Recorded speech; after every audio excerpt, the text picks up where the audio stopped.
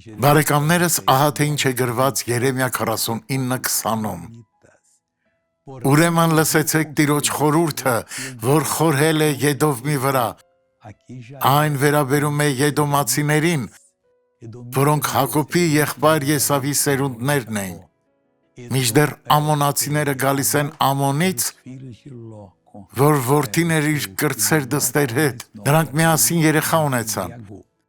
ուրեմն լսեցեք Տիրոջ խորհուրդը, որ խորհել է Եդովմի վրա, և նրա մտածմունքները, որ մտածել է Թեմանի բնակիչների վրա,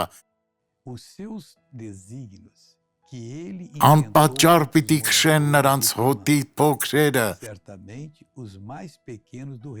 անպատճառ նրանց բնակարանները պիտի ավերե նրանց հետ, խեղճ մարդիկ, սկզբում դա ամոնացիներն էին, ապա եդոմացիները և ավելի ուշ նույն բանը կկատարվի դամասկոսցիների հետ։ Աստված օրհնի ձեզ բարեկամներս Հիսուսի անունով։